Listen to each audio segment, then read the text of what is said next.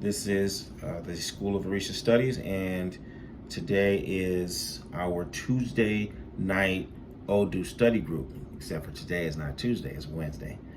So even though it's Wednesday, we're still doing our Tuesday night routine, which is the Odu studies.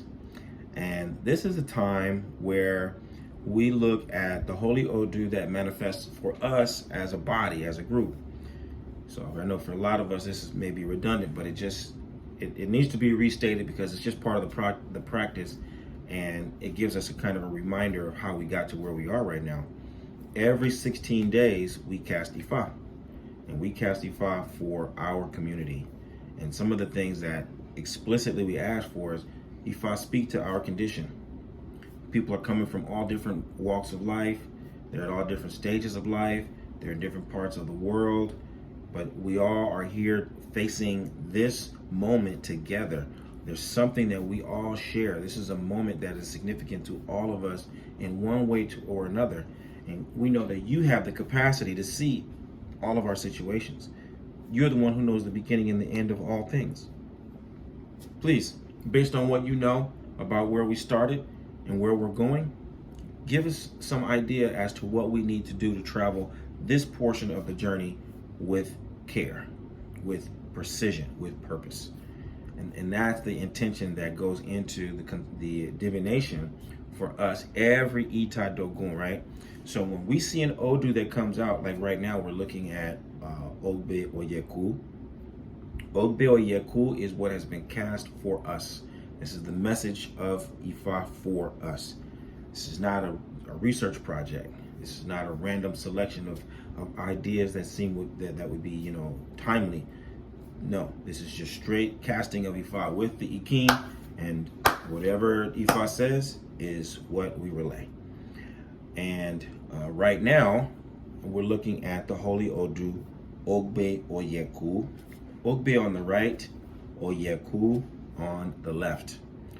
And the orientation of this particular message is with Ire.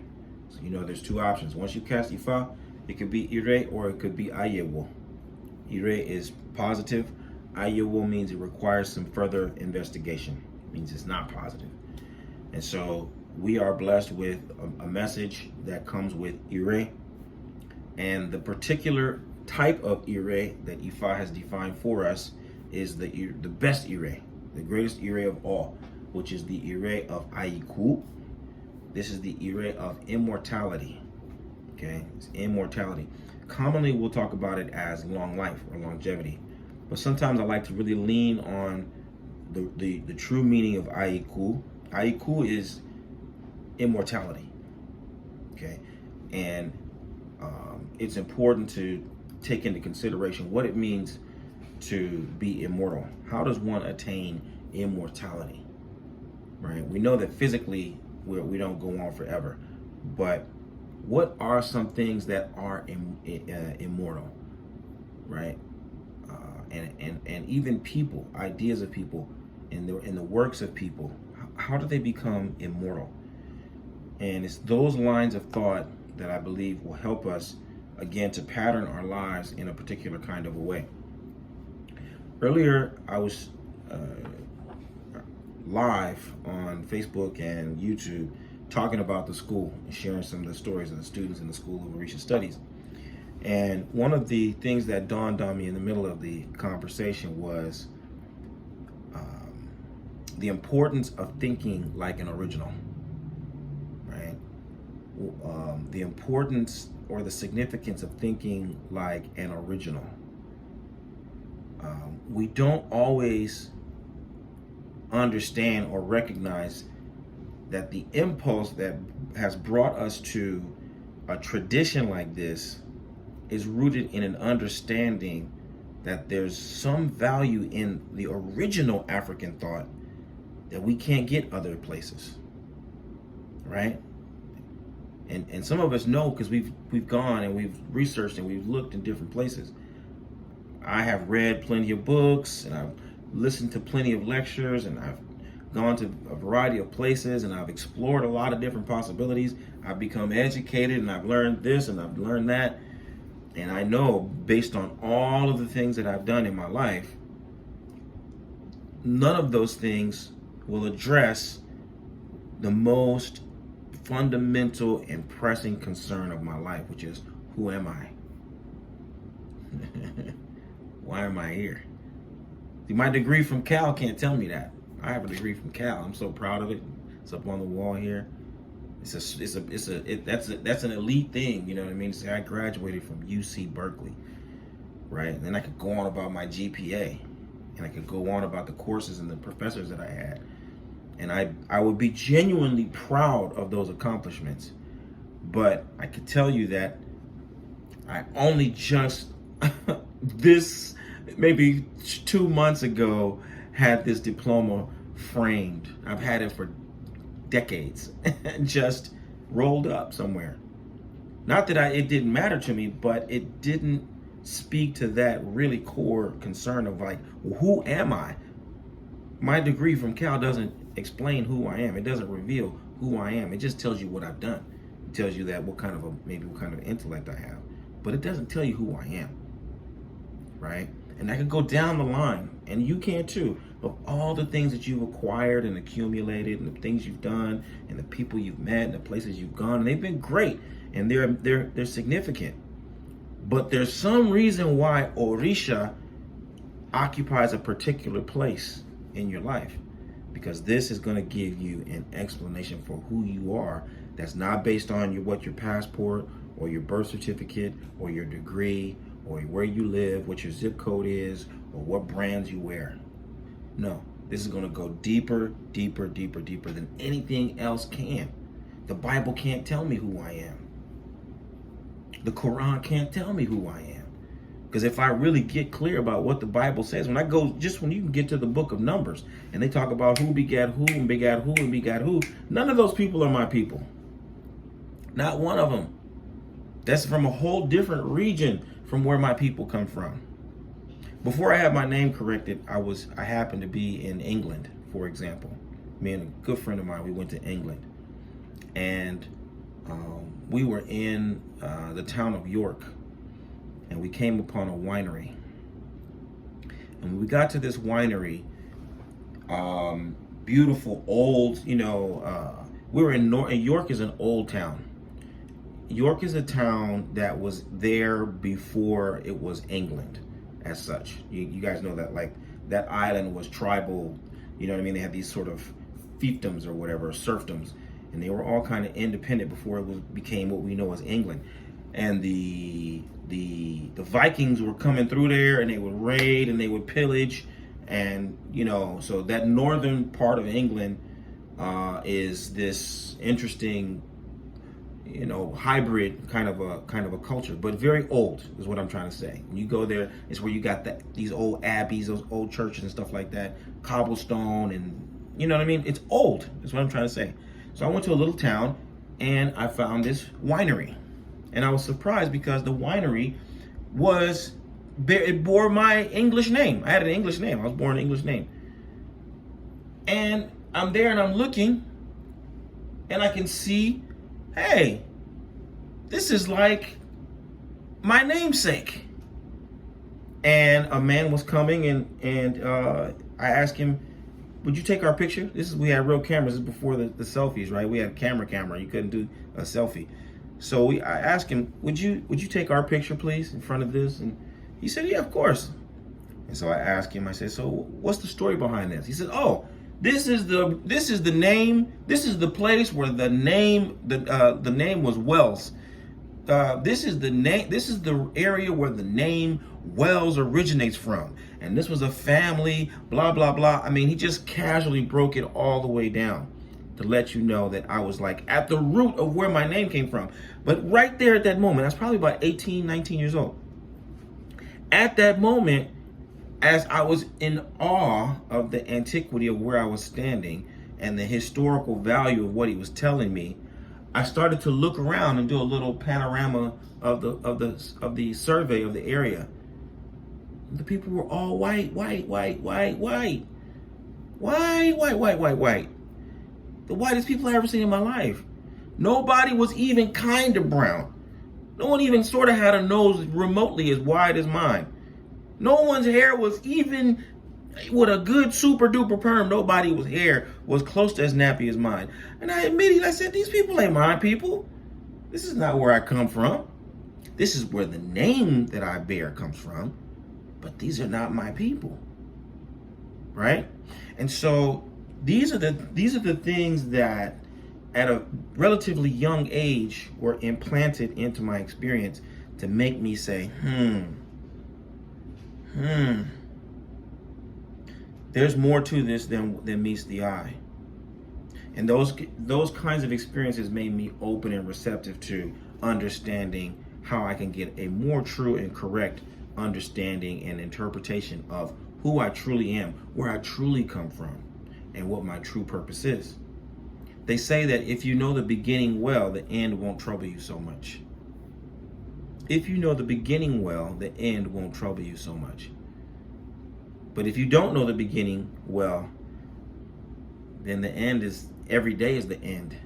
Everything that changes is the end because you don't have a real true point of reference. And so instinctively, we come back to Orisha lifestyle because we know that this is the original story. This is greater than our passport. This is greater than our national flag. This is greater than whether we speak English or French or Portuguese or anything like that. This is about our soul. This is about the root of the root. This is about the seed of our identity in our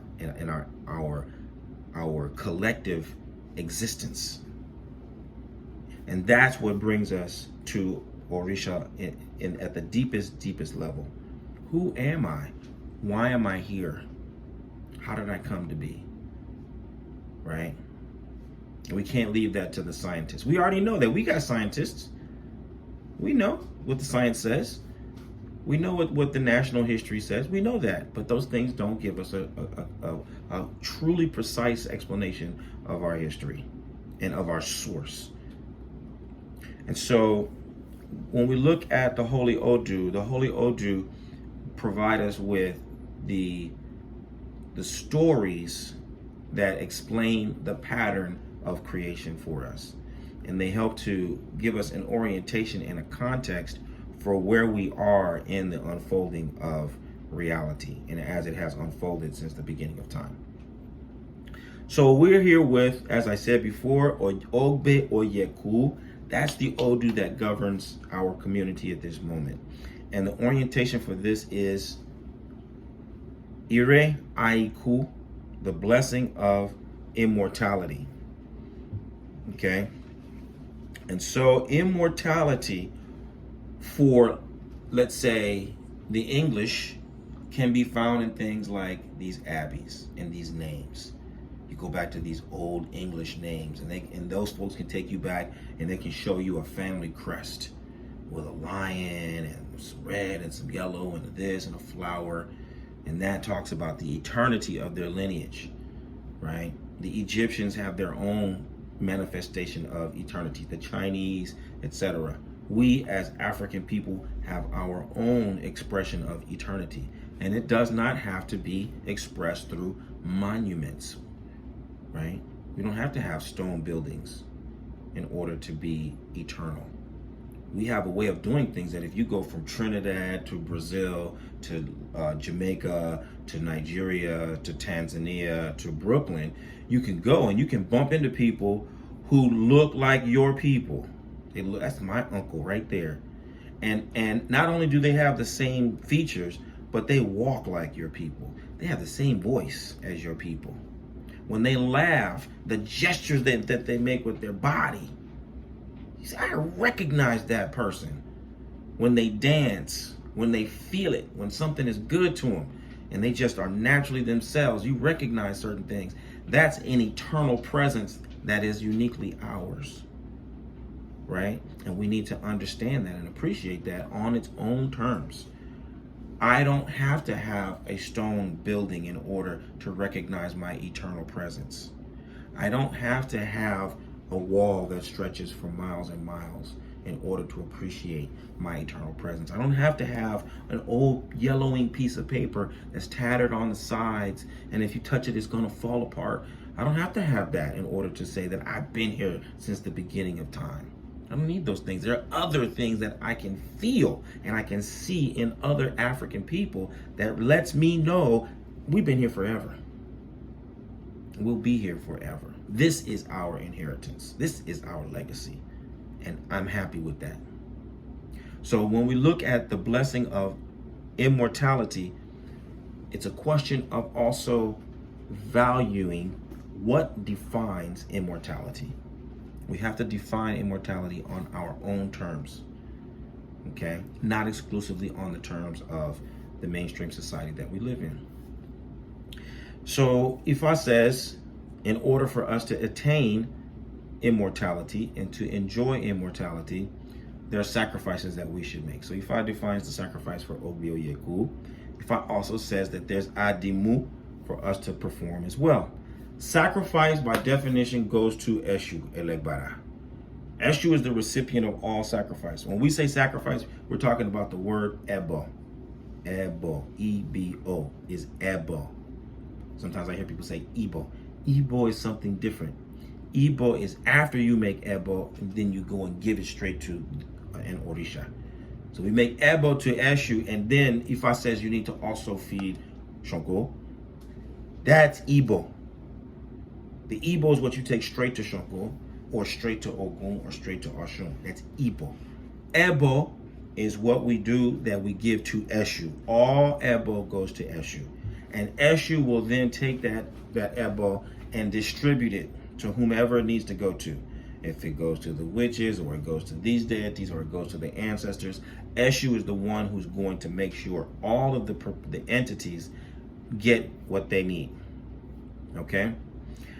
Adimu is something different. Adimu is the deity that you hold on to in this moment. Adimu is letting you know this is the deity that is going to support you right now in your moment of need.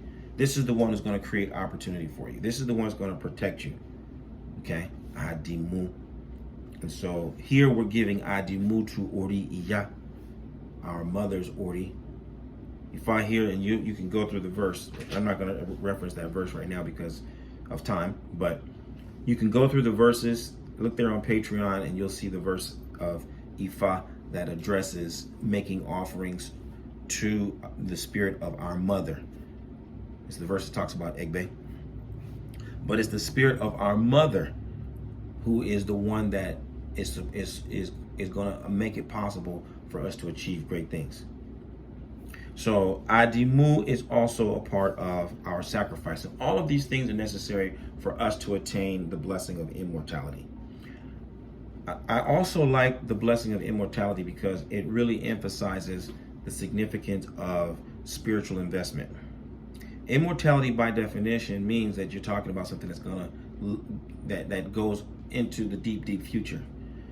So right now, you're making an investment in something that is going to carry out long into the future. This is a spiritual investment. Every time we make Ebo and we keep the observances for Iriaiku, we recognize that these are things that we are anticipating are going to manifest years down the line. It's an investment. And it's important because we also need to be investment-minded people, right? This is one of the things that we learn from living in the West. You invest. You put in money now that's going to be paying you 40 years from now. You put money in now that will be paying for your grandchildren's well-being. So it is spiritually. We invest now in things that our grandchildren will inherit. They just will have a certain thing about them spiritually. Their soul consciousness and the quality of their soul will be affected by the sacrifices that we make for things like longevity right now. Okay? So, all of that represents the framework of the Holy Odu OgbeOyeku, which we will go into more detail right now. Here, OgbeOyeku, Ifa says that order is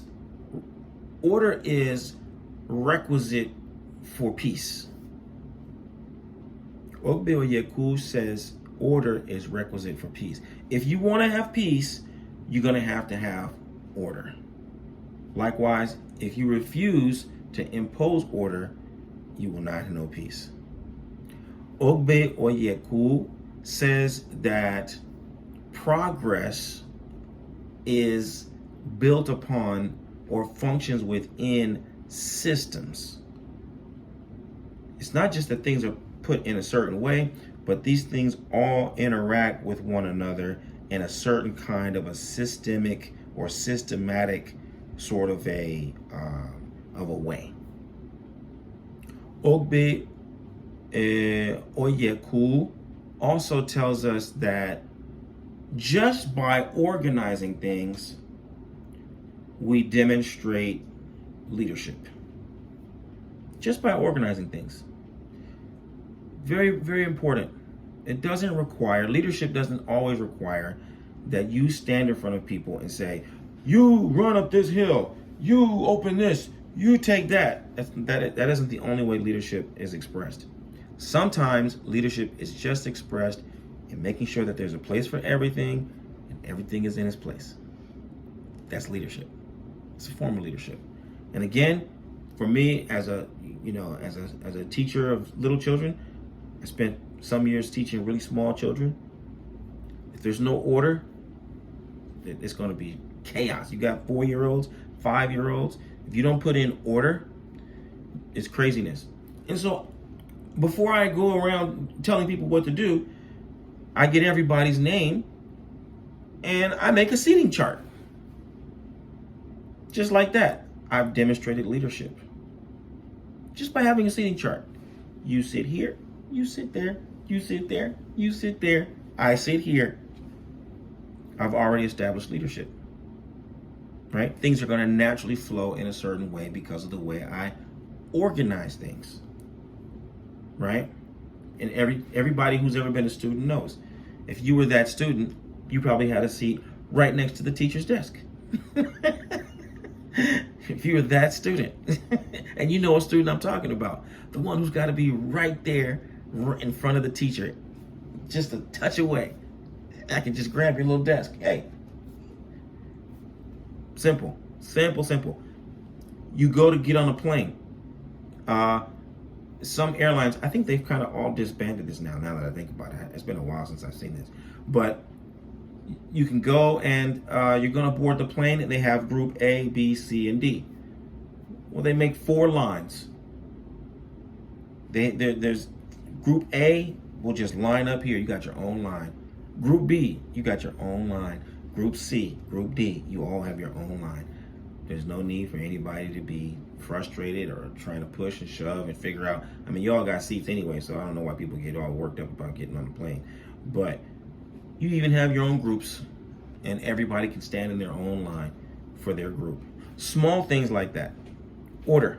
Organization is a form of leadership. These are some of the pivotal lessons of OgbeOyeku. These are the ways that we express and demonstrate leadership. We organize things, we manage things, we create systems. And these are things that help promote peace and serenity and mutual respect between all of the members of the group. So how does this play out in OgbeOyeku? In OgbeOyeku, they had an order. All of the Odu had come from heaven to earth. The 256 Odu came from earth. And they came down and they were divided up into 2 major groups. Group 1 were the Olodu. The Olodu are where, I said there's Ogbe on the right and Oyeku on the left. The Olodu are Ogbe on the right, Ogbe on the left. Eji Ogbe, 2 legs of Ogbe. Right? Or Oyeku on the right, Oyeku on the left. Oyeku Meji. Right? Iwori on the right and Iwori on the left. Iwori Meji. There are 16 Olodu signatures that are identical. They're twins on the right and the left. There's 16 of them. They are the progenitors of all others. Because then Ogbe goes to visit Oyeku. And when Ogbe goes to Oyeku, then that's how we get OgbeOyeku. This is where Ogbe goes to visit Oyeku. Later on, Ogbe will visit Iwori and we'll have Ogbe Iwori. Ogbe will visit Odi, Ogbe Odi, and so on and so forth. And as every single one of the Olodu, or the major Odu, visit each other, you get 16 times 16. And 16 times 16 is 256. All 256 of the Odu came from heaven to earth. Okay? They had their own order, but the order was chaotic. The order was not fixed. The order was not systematic.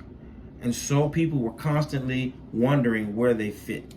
They were always in doubt of who was supposed to go first. They didn't know who was supposed to speak first. They didn't know who was supposed to take of the sacrifice first. They didn't know who was supposed to initiate different activities. And so with that, there was a lot of strife and confusion amongst the Odu. There was once upon a time, and you can try this. In my days as a diversity trainer, we used to have an exercise where we would get 4 people, right? You group people in groups of 4, and you give them, each group, you give them a deck of cards. And it's a silent activity. And each person, you give them a page of rules. But all 4 people have slightly different rules. Maybe with one guy, his rules say ace is high. The next one, his say ace is low. The next one, face card is high. The other one says face card is low, just for example. And so they're all playing the same game, but they have slightly different rules. And it's a silent activity. So what happens? People start playing, they put their cards down, and well, my rule says that ace is high. So when I put the ace down, I take the cards. I take the pot. Well, everybody looks at me. Then we play again, and next time, I put down the ace and somebody else puts down a face card. And so I take it again.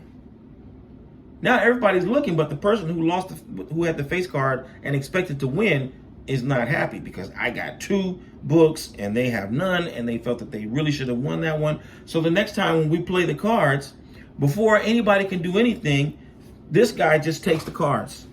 And then you start to see how people respond. Some people start to just take things. Other people just withdraw. I'm not playing. I'll just put my cards down, but I'll never take a book. Because this is chaos. But you quickly see how people's frustrations and their need to take what they believe is rightfully theirs creates a lot of strife and can create conflict between people. This is the kind of environment that the Odu were living in. Ifa says for us right now, we're living in an established order.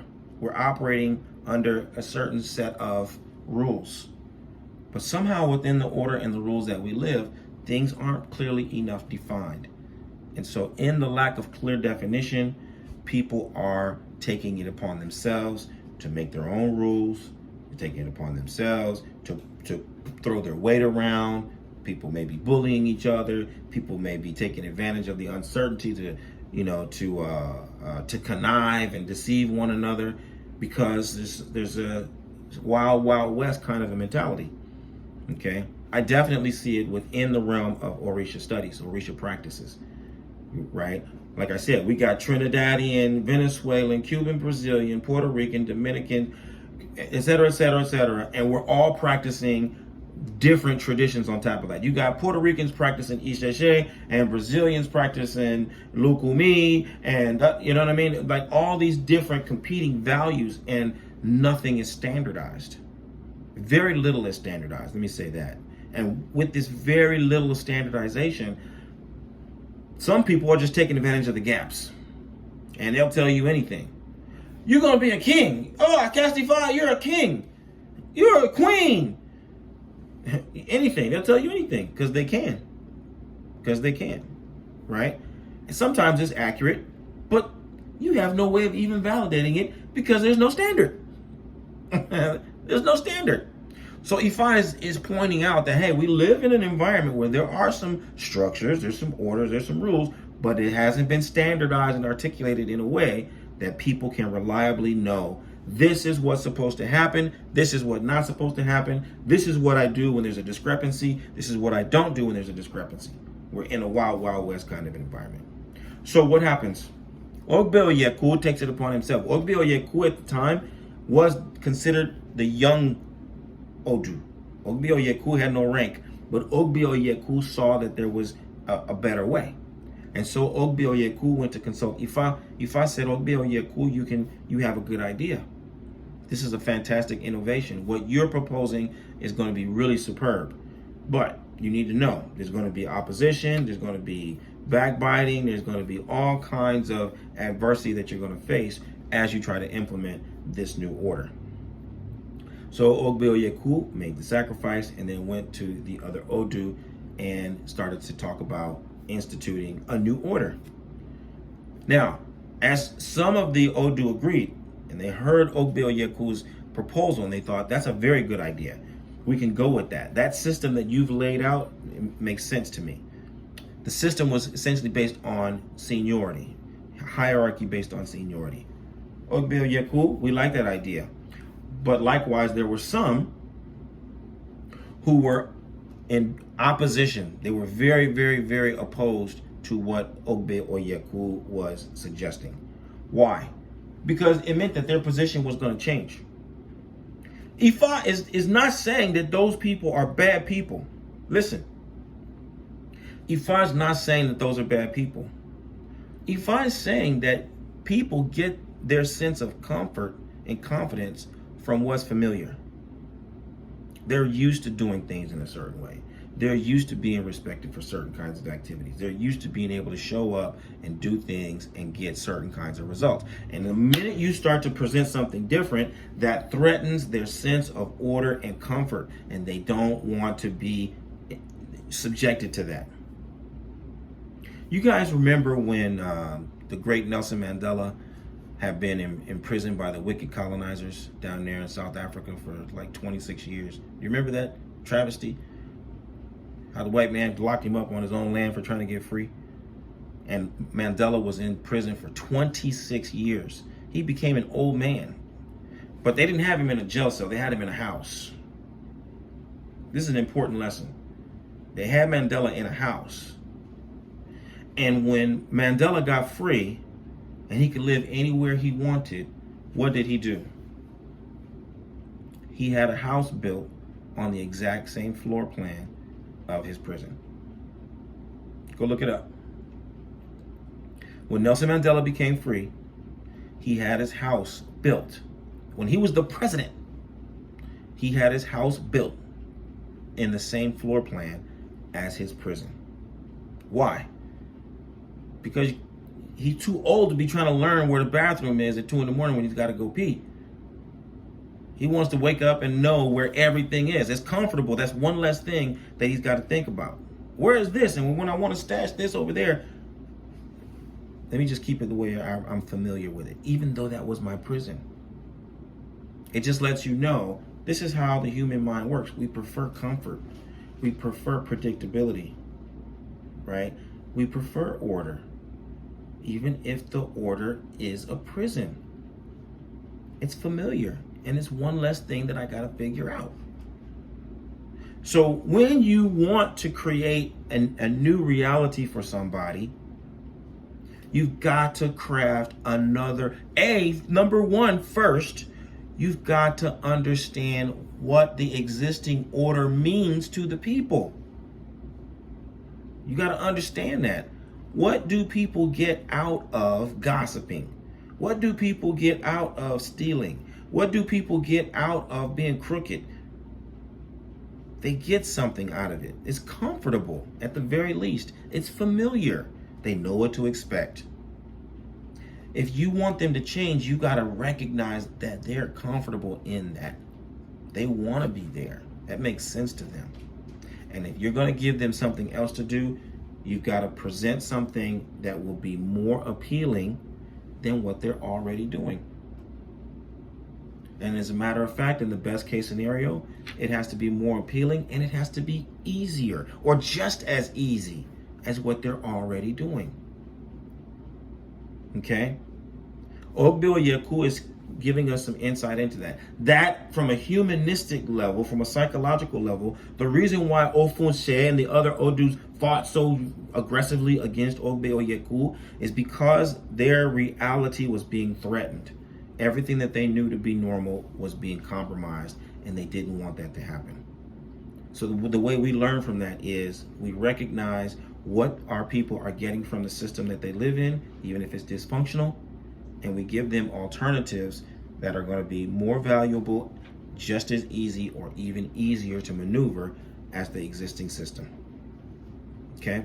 So, OgbeOyeku creates this new proposal.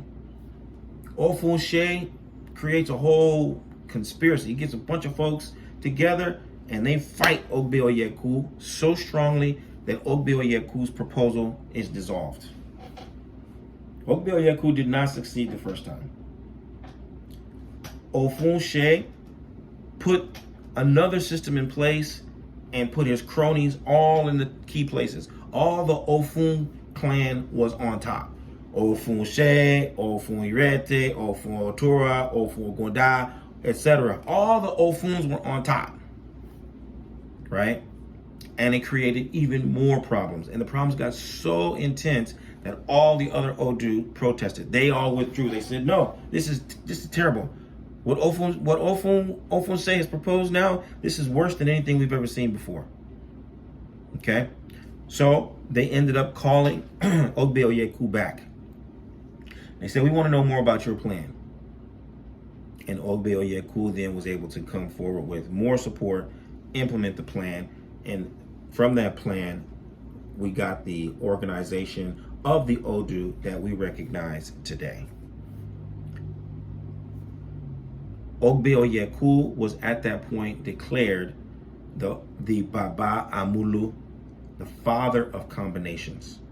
So now anytime we see OgbeOyeku, we will hail OgbeOyeku as Baba Amulu, the father of combinations, because in the Odu of Ejiogbe to Ofumeji, Hekba Odu, the next Odu after the Mejis, after the Olodu, is OgbeOyeku. That's the first visit. That's where Ogbe goes to visit Oyeku. Okay? Ifa is helping us to understand that we can expect opposition from innovation. We can expect criticism from innovation. When we change things, some people are going to love it, some people are not going to love it. But our job is to be very clear about the value of the systems that we're proposing, to be very clear about the order that we're creating, to be very clear about how we're going to manage this system in a way that will be better for all parties involved. Okay? And that is our key to longevity, according to the word of OgbeOyeku. And so what I'd like to do now is pause and make some space for us to examine what this particular verse means to us, and likewise explore what questions you may have.